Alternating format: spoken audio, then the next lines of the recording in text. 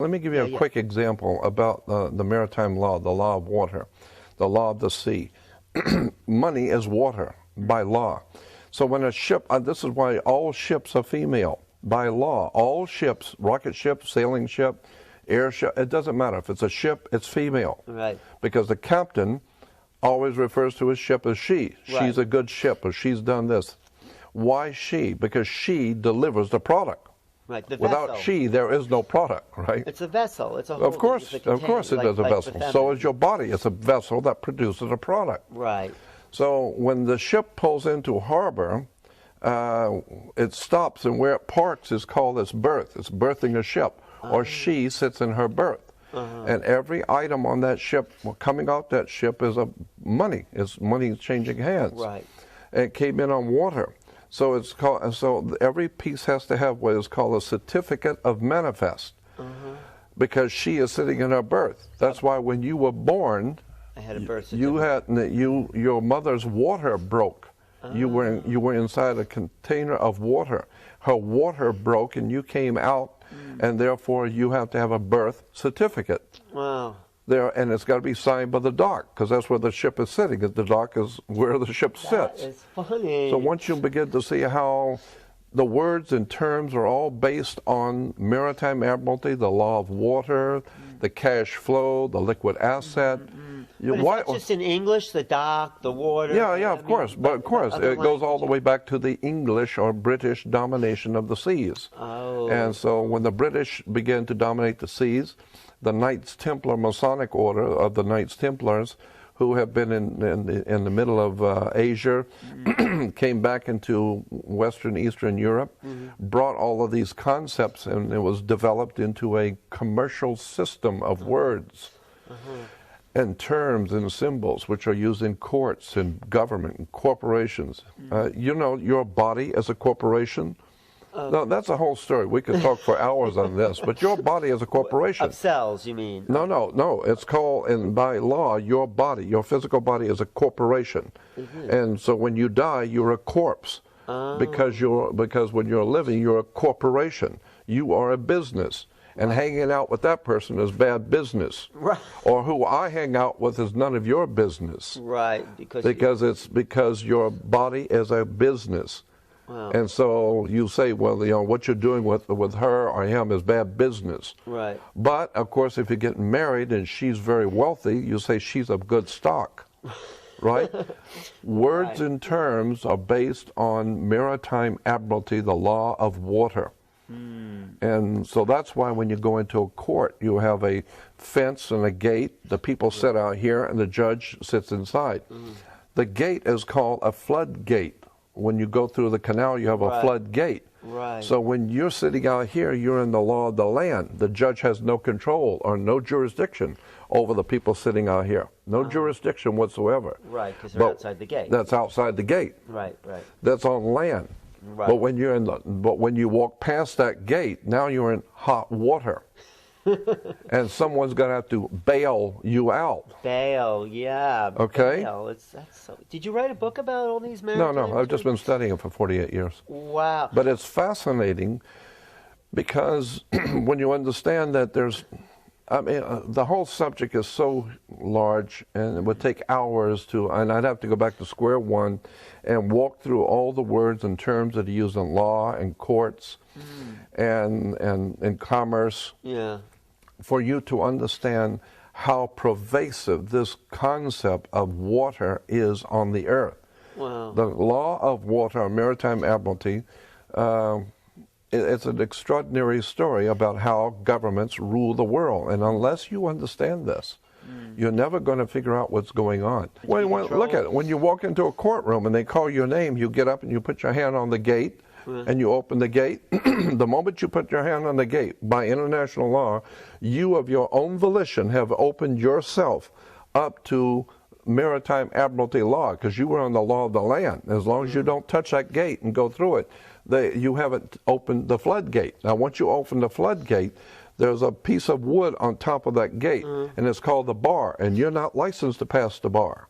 Right. So what you've done is you've opened the floodgate, but you weren't licensed to pass the bar. So what does that mean? So that means that you are dead. You are now dead. Once you touch that, you are dead. Because you're no longer in control of That's right. You are dead. Well, you're considered to be a dead man.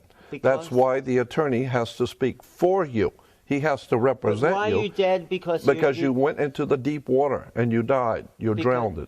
Because you weren't licensed. Because you weren't. Right. You were not licensed to pass the bar. And the bar represents a sandbar in the ocean. But the bar is what the attorneys are licensed to pass, but you're not.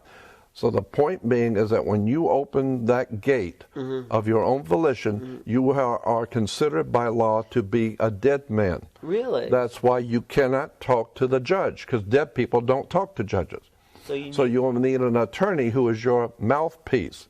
He speaks for you because you're dead. Well, should we do away with courts so people can get their lives back? I would think that what you want to do is understand how the system works. Oh, and avoid it. Really. And avoid it if you can.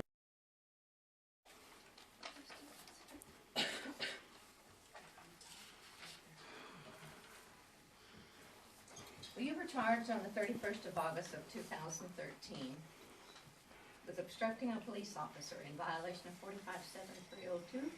You were also charged on the same date with resisting arrest in violation of 45-7301 of the Montana Code. Those men were charged by me right back by staging an overthrow of the Constitution of 1789, an overthrow of the Bill of Rights, an overthrow of my rights to forage for food as a natural living person who was in hunger. I was searching for something to put in my stomach, as I am recognized to be allowed to do by universal law, has nothing to do with your corporate fiction. They violated everything, and furthermore, for your knowledge, they violated Judge Holly Brown's Title 26 United States Code ruling, which I went before her and prevailed on 21st March 2011. DPO 9-58A is the case number wherein she evidenced that I am not a taxpayer because I am not a federal citizen. Federal law trumps state law at every turn. I have 9 judge rulings to that end, and that trumps state law. I am not registered crap. I am the living man, and I have the right to forage for food when I'm hungry. All right. But you're here on different charges. This is not Holly Brown's courtroom. Ma'am, you can argue this all day long. You're operating on a corporate fiction. I'm telling you, you're here on some charges which were filed in 3 courts. I do not understand those charges. Number 1, you keep interrupting me, and I'm going to charge you with contempt, and you'll go to jail. Contempt of court is spelled C-O-double-N. I know about conning. That's navigation. Sir, contempt is the storm. I said, be quiet until I get through reading this. Don't touch me. You ain't a god. Don't Officer? you touch me.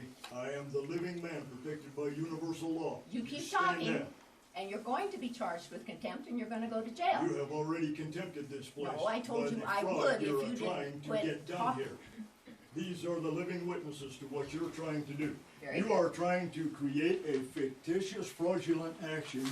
You are trying to bilk the Federal Reserve by securitizing in all caps commercialized name and notifying them that they are standing in debt now. If you touch me, you will violate natural law. Do not come near me.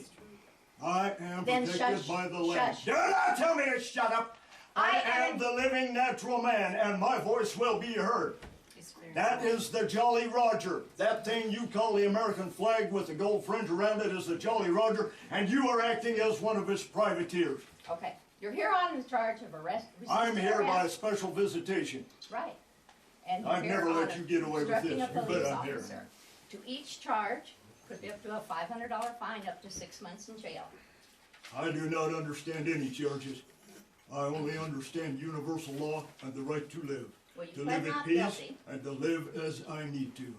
You pled not guilty in this I court. never plead. Animals plead. Sound like bah, oink oink. I have a paper with your signature on it, sir.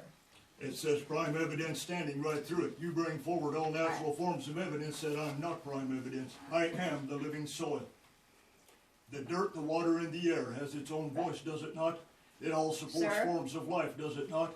I am a part of that life. I am not your corporate fiction. Sir. Do not danger me.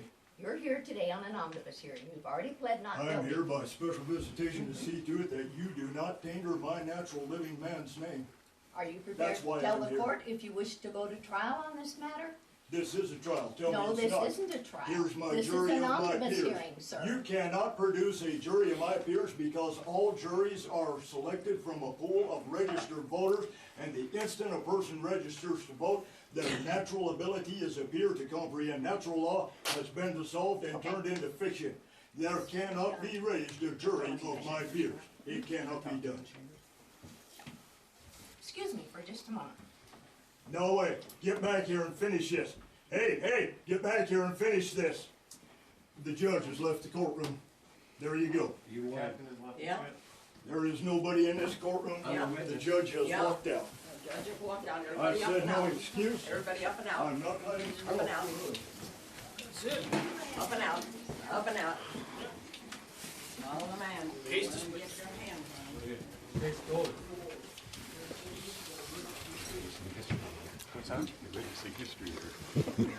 Thank you.